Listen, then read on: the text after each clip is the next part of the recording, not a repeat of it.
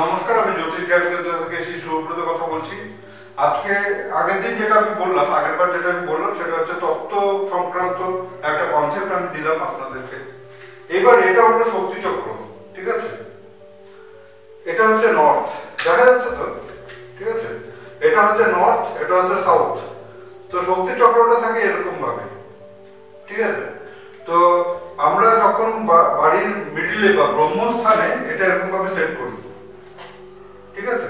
Set করার পরে আমরা দেখি যে এলিমেন্টগুলি কিভাবে কিভাবে কাজ করছে।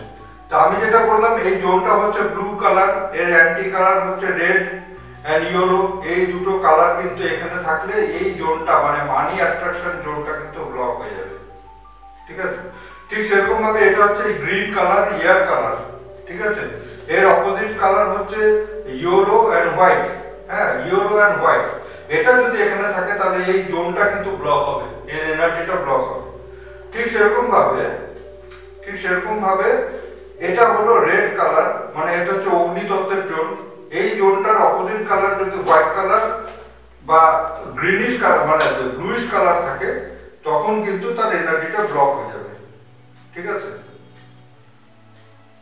সেরকম এটা হচ্ছে পৃথিবীতত্ত্ব, ইয়েলো কালার। এখান থেকে রিলেশনশিপ বুঝি আমরা।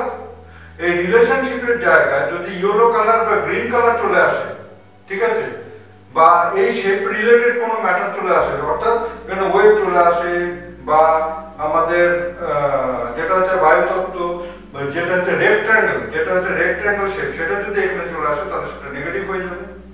ঠিক সেরকম ভাবে এই জায়গাটা হচ্ছে আকাশ তত্ত্ব। এখানে কি হয়, এখানে হচ্ছে প্রফিট এন্ড গেইনের জায়গা, ঠিক আছে? Profit and gain. এই জায়গাটাতে যদি গ্রিন কালার, রেড কালার, এই দুটো কালার যদি চলে আসে, তখন সেটা কিন্তু এই জোনটা কিন্তু ব্লক হয়ে যাবে।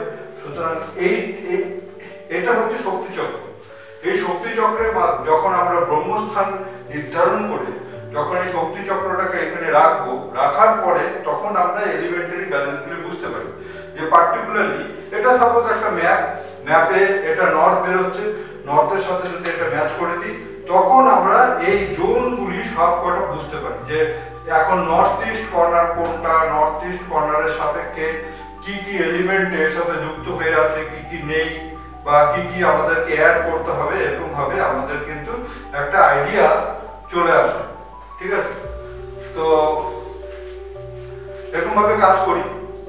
তো এখন নর্থ ইস্ট কর্নারে যে যখন আমরা নর্থ ইস্ট কর্নারটা নির্ধারণ হয়ে গেল, এখানে যদি টয়লেট থাকে, তো টয়লেটটাকে আমরা ব্লক আর ইউজ করে ব্লক করতে পারি, ঠিক আছে? সাপোজ এখানে টয়লেট চলে আসছে, তখন ব্লক আর ইউজ করে ব্লক করতে হয়। তো কিংবা টয়লেটের এনার্জিকে আমরা শিফট করি, ঠিক আছে? টয়লেটের এনার্জিকে আমরা শিফট করে দিই। এরপরের যে ভিডিওটা হবে সেই ভিডিওটাতে আমি বলে দেবো যে কোন কোন জায়গাতে টয়লেট ইউজ করা উচিত, কোন কোন জায়গাতে টয়লেট ইউজ করা উচিত না, ঠিক আছে? বা যদি টয়লেট চলে আসে, তখন আমরা শিফটারের মাধ্যমে এনার্জিকে শিফট কিভাবে করবো, এই শিফটার হয়, ঠিক আছে? তো শিফটিং মানে এনার্জি শিফটিং এর কিন্তু কাজ করি। যেমন হচ্ছে বেডরুম, নর্দার্ন জোনে বেডরুম থাকা উচিতই না, ঠিক আছে? বেডরুম থাকা উচিত সাউথ থেকে এই নর্থ ওয়েস্টের মধ্যে। এটা হচ্ছে অনুসারে বলা আছে, ঠিক আছে? সেরকম মানে মানে আগুন মানে হচ্ছে অগ্নিতত্ত্ব থাকা উচিত এখানে।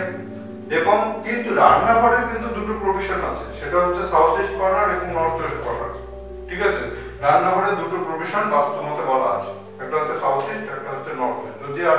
যদি কাউ এখানে যদি মানে না করতে পারে, তো এখানেও একটা কিন্তু প্রভিশন আছে, ঠিক আছে? এখন ওভারহেড ট্যাঙ্ক কোথায় থাকবে, ওভারহেড ট্যাঙ্ক হচ্ছে বা লিফট কোথায় থাকবে, ঠিক আছে? যেই জোনগুলি মানে আমরা কিভাবে ইউজ করব, আমি প্রতিটা ম্যাটার এখানে ডিসকাশন করব স্টেপ বাই স্টেপ, ঠিক আছে? অ্যাকচুয়ালি বাস্তুতে 16টা জোন আছে, আমি তো 8টাই দেখাচ্ছি। এর পরের ভিডিওতে আমি 16টা জোনের কনসেপ্টই আপনাদেরকে সব বলবো।